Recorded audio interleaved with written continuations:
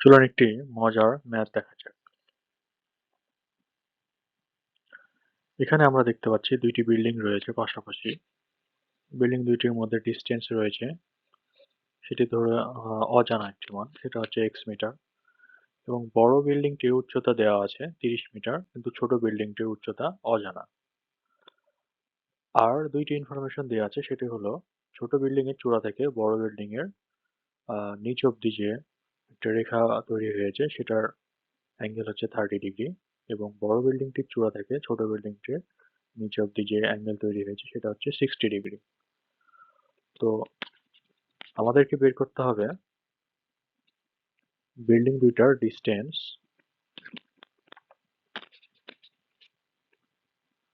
প্রথম যে কাজটা সেটা হচ্ছে ডিস্টেন্স বের করতে হবে এবং উচ্চতা বের করতে হবে ছোট বিল্ডিংটির। তো এটা আমরা খুব সহজেই বের করে ফেলতে পারবো। তো দেখুন, এইখানে বিল্ডিংটির উচ্চতা হচ্ছে 30 মিটার দেওয়া আছে। অজানা একটি দূরত্ব দেওয়া আছে এবং তাদের মধ্যবর্তী কোণ হচ্ছে 60 ডিগ্রি দেওয়া আছে। তো এটিকে যদি আমরা একটা রাইট অ্যাঙ্গেল ট্রায়াঙ্গেল কল্পনা করি,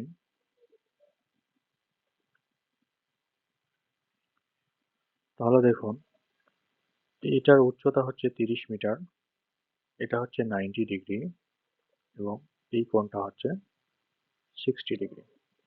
আর এটি হচ্ছে x, যেটি আমাদের অজানা। তো আমরা যদি tan 60 ডিগ্রি সমান লিখি, তাহলে লিখতে পারি লম্ব ভাগ ভূমি। লম্বটা হচ্ছে 30 মিটার আর ভূমিটা হচ্ছে x মিটার।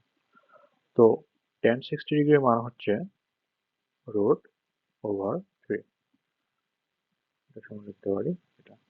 তাহলে এইখান থেকে x এর মানটা হবে 30 ডিভাইডেড বাই √3। খুব সহজেই আমরা বিল্ডিং দুটির মধ্যবর্তী দূরত্ব বের করে ফেলতে পারলাম। অনুরূপভাবে আমরা যদি বিল্ডিংটির উচ্চতা বের করতে যাই, তাহলে আমাদের এখানে চিত্রটা হবে কিছুটা এইরকম, যার এইচটা হচ্ছে আমাদের অজানা আর এটা আমরা পেলাম 30/√3 এবং এদের মধ্যবর্তী কোণ হচ্ছে 30 ডিগ্রি।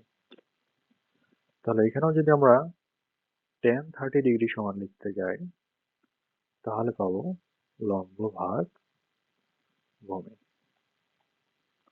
আর tan 30 ডিগ্রির মান হচ্ছে 1/√3।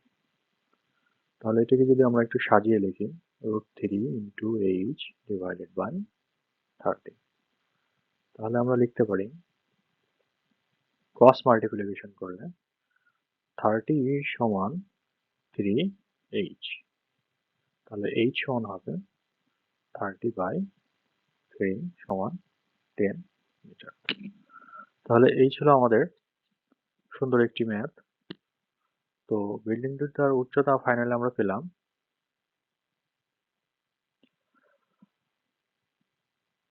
ডিস্টেন্স, সেটা পেলাম ডিস্টেন্স হচ্ছে 30/√3 মিটার।